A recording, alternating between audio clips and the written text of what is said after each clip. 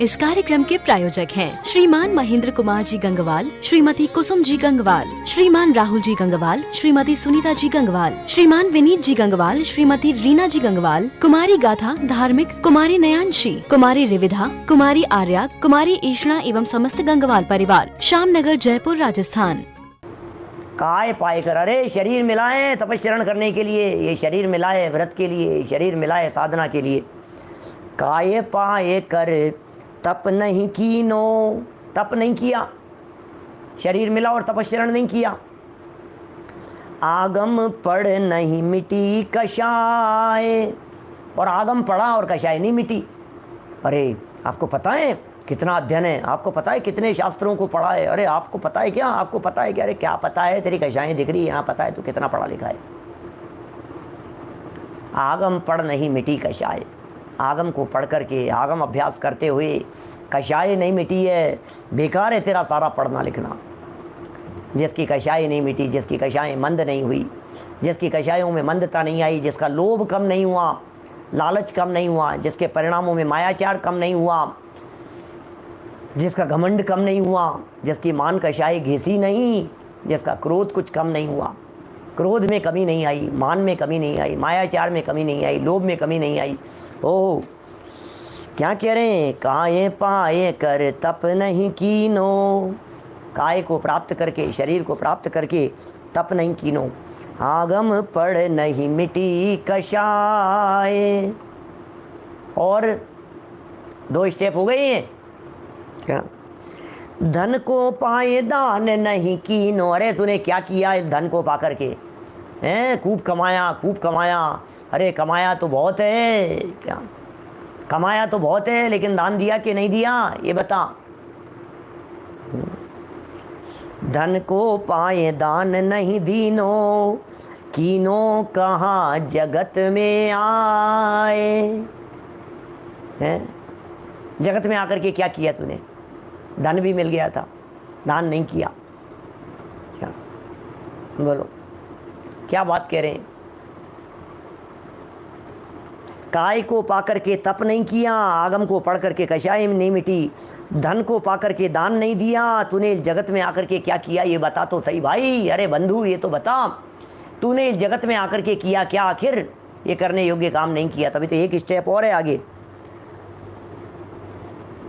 लीनो जन्म मरण के खातिर, ये जन्म काई के लिए लिया तूने, हैं लीनो जन्म मरण के खातिर, लीनो जन्म, जन्म लिया किसके खातिर, लीनो जन्म मरण के खातिर, रत्न हाय से हाथ से दियो गवाए। ओह ये जन्म तूने काई के लिए लिया है, मरने के लिए, मरने के लिए जन्मा है क्या, किस लिए जन्म लिया है बता।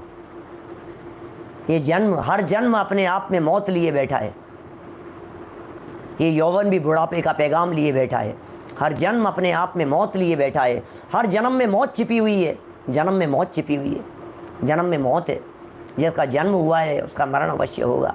मरने के लिए जन्म लिया है कि जीवन को कुछ करना भी है। मेरा जीवन कोरा कागज है, कोरा ही रह गया। देखो बड़ा सुंदर छंद लगा। काय पाए कर तप नहीं कीनो, आगम पढ़ नहीं मिटी कषाय, धन को पाए दान नहीं कीनो, कीनो कहाँ जगत में आए। लीनो जन्म मरण के खातिर, रत्न हाथ से दियो गवाए। ये मनुष्य जन्म जा रहा है, रत्न, रत्न चला गया है हाथ से, हाथ से रत्न जा रहा है। 4 बातें यह मिलन कठिन है, ये चारों बातें मिलना बहुत कठिन है, बहुत कठिनाई से ये 4 बातें मिली है। महाराज कौन सी 4 बातें, कौन सी 4 बातें, अरे पूरी रामायण कह दी तुम्हें, 4 बातें पता नहीं है, चलो वापस बता देते हैं। 4 बात यह मिलन कठिन है, शास्त्र ज्ञान धन नर पर आए। 4 बात यह मिलन कठिन है, शास्त्र ज्ञान धन नर पर आए। शास्त्र ज्ञान धन और नर पर आए।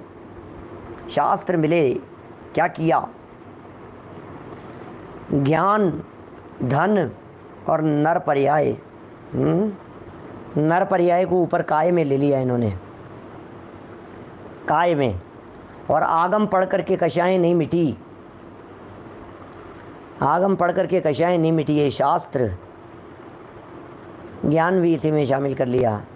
धन को पाए दान दान नहीं कीनो, देखिए जन्म में लेना चाहिए ये। इसमें शब्दों के अंदर थोड़ा बहुत और सुधार की गुंजाइश है। इसमें लिखा है शास्त्र ज्ञान धन और नर पर्याय, ये 4 बातें लिखी है। और मैं दोहे के आधार पर जो 4 बातें कह सकता हूँ वो ये कह सकता हूँ, पहले नंबर पर लगाना काय माने नर पर्याय। काय पाए कर तप नहीं कीनो, माने मनुष्य जन्म पा करके तप नहीं किया। देव लोग तप नहीं करते, नारकियों में तप नहीं होता, तिर्यंचों में तप नहीं होता। तप चाहे सुर राय कर्म शिखर को वज्र है, ऐसा लिखा है ना। देव लोग भी देखो, देव लोग भी मनुष्य पर्याय की प्राप्ति के लिए तरसते हैं। इसलिए क्यों तरसते हैं? बोले देवों में तप नहीं है, मनुष्य पर्याय पाकर के तप किया जाना चाहिए। तो इस काय को पाकर के, इस मनुष्य शरीर को पाकर के तप नहीं किया, ये पहला पॉइंट हो गया, पहला आधा वाक्य, आधी लाइन। फिर आगम पढ़ करके बने ज्ञान प्राप्त किया, खूब पढ़े तो बहुत, पढ़ तो बहुत लिए, लेकिन कषाय मिटी नहीं। तो सिर्फ ज्ञान ज्ञान ज्ञान ज्ञान से क्या होगा? कषाय तो मिटी नहीं ना। तो आगम पढ़ नहीं मिटी कषाय, आगम पढ़ करके कषाय नहीं मिटी। देवों में संयम नहीं होता, देवों में तप नहीं होता, देवगति के जीवों में। ये मनुष्य जीवन तप के लिए मिला है, मनुष्य जीवन संयम के लिए मिला है। 2 हो गए पहली लाइन में। फिर दूसरी लाइन में कहते हैं कि धन को पाए दान नहीं दीनो, ये 3rd स्टेप हो गया। धन को प्राप्त कर लिया और दान नहीं दिया। जगत में आकर के क्या किया? इस जगत में आकर तेरे को धन मिला और तूने दान नहीं दिया तो क्या मतलब निकला? आगम पढ़े और कषाय नहीं मिटी तो क्या मतलब निकला? शरीर मिला और तपस्या नहीं किया तो क्या मतलब निकला? 3 बातें हो गई। अब चौथी बात कि जन्म लिया और सिर्फ मरने के लिए, तो बोले हाथ से रत्न गंवाने जैसा काम कर रहा है मनुष्य पर्याय को प्राप्त करके। तो ये चौथे नंबर पर ये जन्म लेकर के भी जन्म की बात कह सकते हैं। पहले नंबर पर मनुष्य शरीर की बात कह दी और चौथे नंबर पर जन्म की बात कह दी। मरण के लिए ये काम हो रहा है, मानो हाथ से रत्न गंवाने का कार्य किया जा रहा है। ये 4 बातों का मिलना, अरे नर पर्याय का मिलना, जन्म होना और नर पर्याय का जन्म होना, नर पर्याय का मिलना, धन का मिलना और आगम का मिलना, ये उत्तरोत्तर कितनी दुर्लभ बातें हैं। और ये सब मिलकर के भी इनको व्यर्थ खो दिया, सदुपयोग नहीं किया। अरे तुझे हमने ये सब दिया था ना, फिर तूने क्या किया? आपने वो बातें पढ़ी है क्या? सुनी होगी वो प्रसंग कई बार, हाथ से कौवा उड़ाने वाला रत्न फेंक करके कौवे उड़ाने का काम करता रहा। कोई व्यक्ति, रत्नों का व्यापारी, रत्नों की पोटली लेकर नदी किनारे जा रहा था। नदी किनारे वहाँ पहुँचा और नदी के किनारे पर उसका पैर फिसल गया। उसका पैर फिसल गया, उसकी पोटली वहीं गिर गई और पैर फिसल करके वो वहाँ, उसमें तैरना आता नहीं था और डूब गया। तो किनारे पर डेड बॉडी पड़ी थी। डेड बॉडी किनारे पर पड़ी थी तो वहाँ कौवे आने लगे। मांस था ना, मांस, तो कौवे वहाँ आने लगे। कोई सज्जन शाम को उदास होकर वहाँ आकर के बैठा पास में, और वहाँ पत्थर पर बैठकर और बैठे बैठे चिंतन करने लगा। कुछ उदास था, कुछ सोचने लगा, अपनी घर गृहस्थी और टेंशन में सोचने लगा। और इतने में कौवे आकर के काँव काँव करने लगे। जब कौवे काँव काँव कर रहे थे तो उसने हाथ नीचे किया कौवों को उड़ाने के लिए, तो पोटली हाथ में आई और उसमें बहुत सारे पत्थर से थे। आँख से देखा नहीं उसने, और एक उसमें से निकाल करके पत्थर उसे फेंक दिया कौवों को उड़ाने के लिए। 2 मिनट बाद फिर काँव काँव करते हुए कौवे आ गए और फिर एक उसमें से निकाला और फेंक दिया। क्या कर रहा है ये? ऐसे पता नहीं है कि ये एक एक रत्न को कौवे उड़ाने के अंदर बर्बाद कर रहा है। जब अंतिम रत्न हाथ में ही था तो दूर से एक पारखी व्यक्ति, दूर से जैसे इसने उठाया ना, उसने कहा अरे बाबूजी क्या कर रहे हो। ये रुका कि क्या हुआ, कह रहे तुम्हारे हाथ में तो बहुमूल्य रत्न है। क्या बात कर रहे हो, अच्छा ये रत्न है, बहुमूल्य रत्न है। नीचे झुक करके देखा तो पोटली थी। व्यापारी ने कहा कि अरे ये पोटली भर करके तो मैंने रत्न बेचे थे, अभी किसी को, किसी सज्जन को बेचे थे मैंने, यहीं से निकला होगा क्या। उदाहरण तो थोड़ा बहुत तो सुना हुआ था संजय जी, बाकी उसको लंबा चौड़ा मैंने कर दिया। उसकी डेड बॉडी और कव्यों को बुला करके और सेठ जी को बुला करके ये मैंने अभी जोड़ जोड़ करके उसको लंबा कर दिया, उदाहरण को समझाने के लिए। तो अब वो व्यापारी आ गया। अब व्यापारी ने कहा कि मैंने अभी तो बेचे थे 4 घंटे पहले तो किसी आदमी को, ये पोटली तो मेरे यहीं की है, मेरे यहीं से आए थे रत्न, रत्नों से भरी हुई थी, कहाँ है, देखा तो खाली पड़ी थी। बोले ये रत्न, अरे ये मेरा ही तो रत्न है जो मेरे द्वारा दिया गया था, मैं तो नदी पास टहलने के लिए आ गया, बाकी कहाँ है। बोले मैं तो इसमें से निकाल करके फेंकता रहा कव्वे उड़ाने के लिए। कि कहाँ फेंकते रहे, मिलेंगे कि आप कहाँ मिलेंगे, वो तो नदी के बहाव में बह गए, नदी किनारे बैठे थे। अब ये माथा पकड़ करके रोने लगा, ओ हो, ये मैंने क्या कर दिया, ये मैंने क्या कर दिया, मैं तो ये रत्न मेरे हाथ से चले गए, ओ हो, मेरी किस्मत ही खराब है, मैं तो बर्बाद हो गया। इतने बहुमूल्य रत्न मेरे हाथ में आए थे, उसके बावजूद मैंने कौवे उड़ाने के अंदर चला दिए। फिर वो व्यापारी कहता है अरे चिंता मत कर बेवकूफ़, तुझे पता है ये एक रत्न जो बचा हुआ है तेरे हाथ में, तो इसकी कीमत समझ ले वे।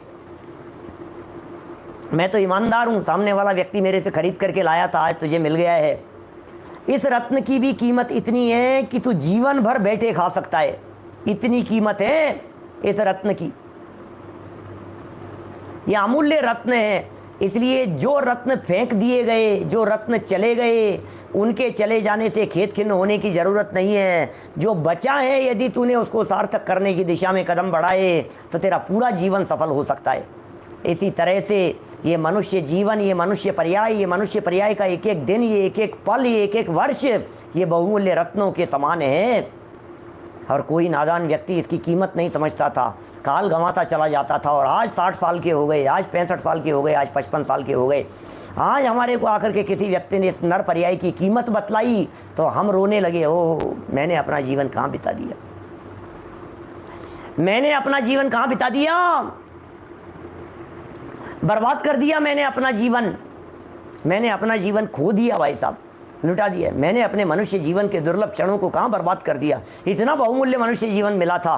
तो सामने वाले जो श्री गुरु हैं वो ये कहते हैं अरे भाई कोई बात नहीं, जो बर्बाद चले गए हैं उनको चले जाने दे, बीती ताही विसार दे, जो निकल गए हैं उन्हें निकल जाने दे। वर्तमान में तेरे पास में जितना समय बचा हुआ है, यदि उस बचे हुए समय को भी आत्म कल्याण में यदि लगा देगा, बचे हुए समय की भी यदि तू कीमत समझ लेगा, तो बस समझ लो जब जागो तभी सवेरा, कल्याण हो जाएगा।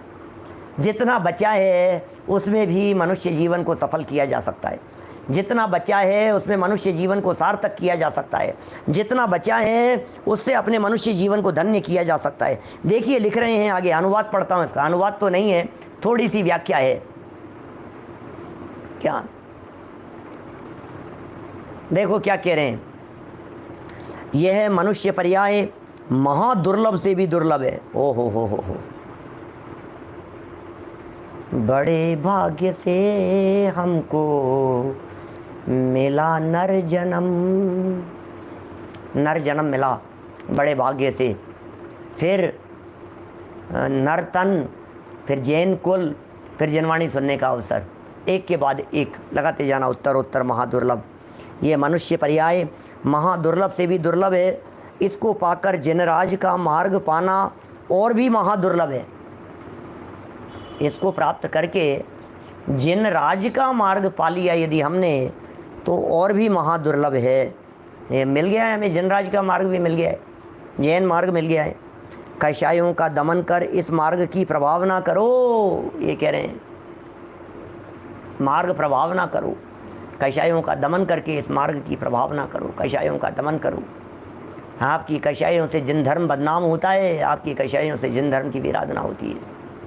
देखो, कषायों का दमन कर, आप जानते हैं, दमन कर दो, दबा दो इन कषायों को, जला दो इन कषायों को।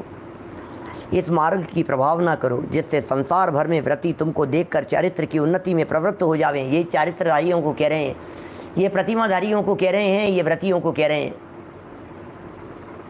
व्रतियों को कह रहे हैं, व्रत लेने वालों को कह रहे हैं, नियम संयम पालन करने वालों को कह रहे हैं। अरे अपने जीवन में इस तरह के व्रतों का पालन कीजिए, अपने जीवन में इस तरह के नियमों का पालन कीजिए कि दुनिया में लोग आपको देख करके कहे कि ऐसे होते हैं व्रती, जान जाए पर वचन न जाए, प्राण जाए पर वचन न जाए। रघुकुल रीति सदा चली आई, प्राण जाए पर वचन न जाई। ऐसे होते हैं साधर्मी, ऐसे होते हैं त्यागी। अरे भाई साहब, अरे उस सियार ने प्रतिज्ञा निभाई थी भाई साहब, वो सियार प्रसिद्ध हो गया इतिहास में। सागर सेन मनराज के पास में नियम लिया था उसने, उस सियार ने रात्रि में भोजन करने का, त्याग कर देने का, रात्रि में भोजन करने का। क्यों किया उसने त्याग, पता है आपको? रात्रि में आक्रमण करने के लिए आया था। मुनिराज आहार चर्या के लिए गए थे,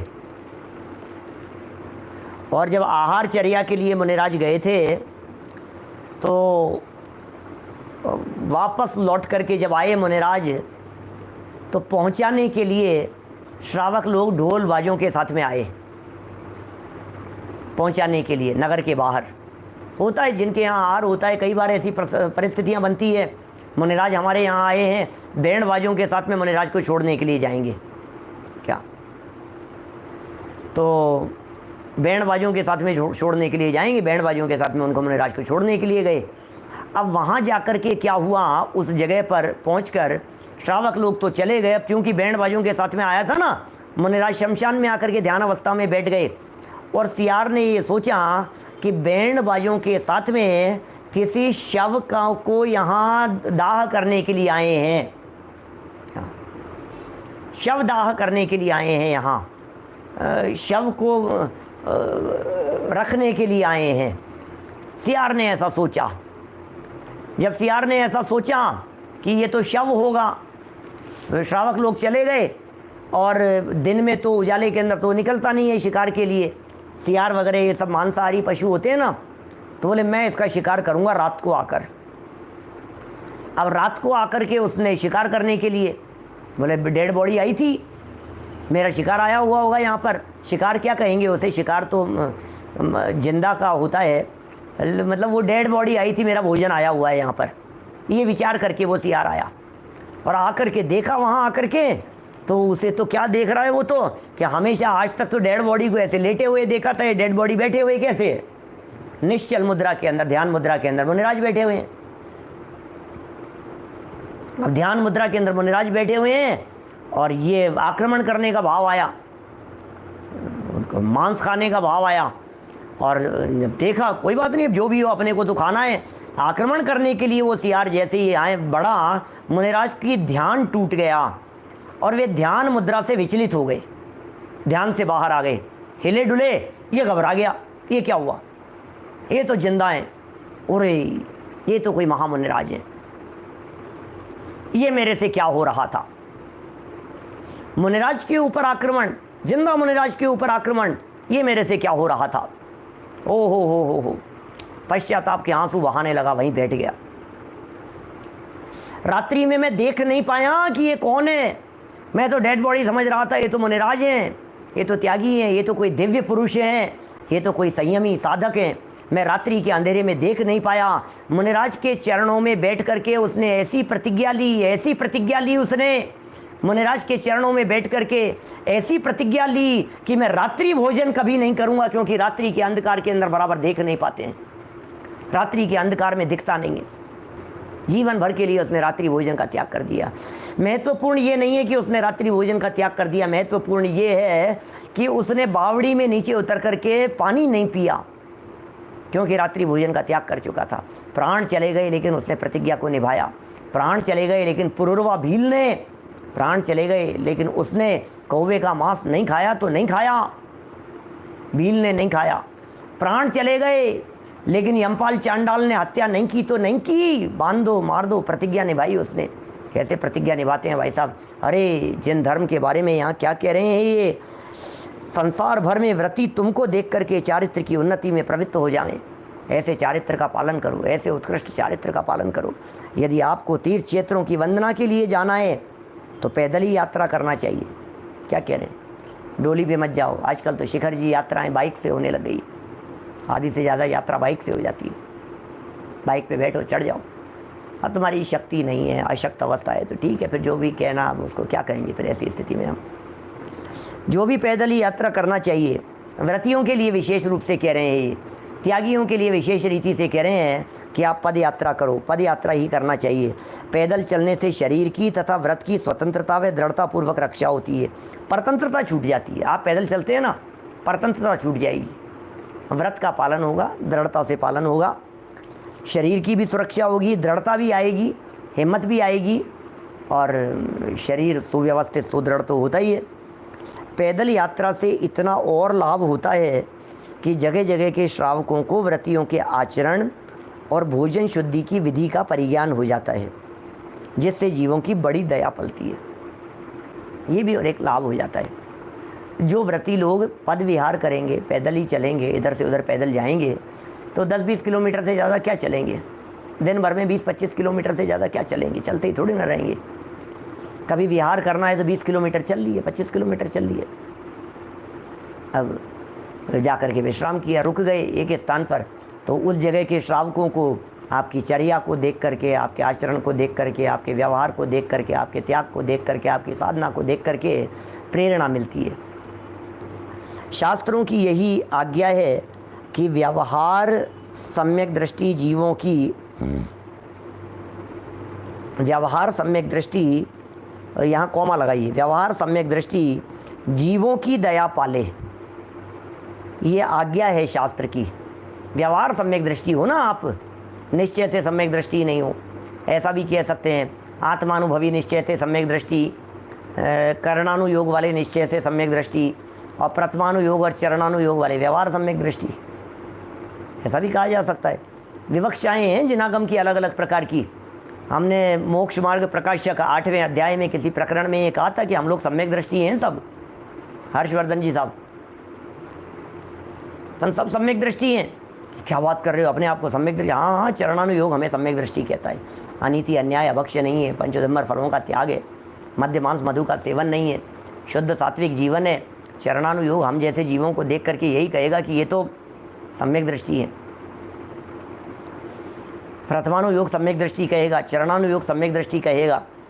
अलग अलग तरह से प्रथमानुयोग के सम्यक दृष्टि जीवन की घटनाओं को देख करके, चरणानुयोग के सम्यक दृष्टि आपके आचरण को देख करके, करणानुयोग के सम्यक दृष्टि दर्शन मोहनी के उपशम क्षयोपशम वाले, और द्रव्यानुयोग के सम्यक दृष्टि अनुभवी। 4 तरह के सम्यक दृष्टि, 4 एंगल बतला दिए हमने। देखो सियार की कहानी को देख करके भी पता लग रहा है, सही कह रहे हैं आप, कि पहले अग्नि से जलाते नहीं थे। अपने यहाँ जैन परंपरा में भी अग्नि से जलाते नहीं थे, ऐसा ही है। मैंने पहले कही थी आपको संस्कृति के 4 अध्याय। अपने जो राष्ट्र कवि हैं रामधारी सिंह दिनकर, वो रामधारी सिंह दिनकर के द्वारा लिखी गई पुस्तक संस्कृति के 4 अध्याय, उसमें उन्होंने जैनियों के संदर्भ में इस तरह की बात आई है कहीं किसी प्रसंग में। वो जैन धर्म के संदर्भ में उन्होंने जो स्पेशल लिखा है वहाँ तो नहीं, लेकिन और कहीं है। उसमें उन्होंने लिखा है कि जैनियों के यहाँ भी पहले शव को अग्नि में नहीं जलाया जाता था, अपितु मुस्लिम संप्रदाय के अनुसार उसे गाड़ा जाता था ज़मीन में, क्योंकि जैन लोग अहिंसा प्रधानी होते हैं। अहिंसा प्रधानी जैनी लोग अग्नि में शव को कैसे जला सकते हैं जिस शव में असंख्यात त्रस जीव उत्पन्न हो जाते हैं, जिसमें असंख्यात त्रस जीव उत्पन्न हो जाते हैं। अब जैनी उसे जलाएगा कैसे? इस कार्यक्रम के प्रायोजक हैं श्रीमान महेंद्र कुमार जी गंगवाल, श्रीमती कुसुम जी गंगवाल, श्रीमान राहुल जी गंगवाल, श्रीमती सुनीता जी गंगवाल, श्रीमान विनीत जी गंगवाल, श्रीमती रीना जी गंगवाल, कुमारी गाथा धार्मिक, कुमारी नयांशी, कुमारी रिविधा, कुमारी आर्या, कुमारी ईशना एवं समस्त गंगवाल परिवार, श्यामनगर, जयपुर, राजस्थान।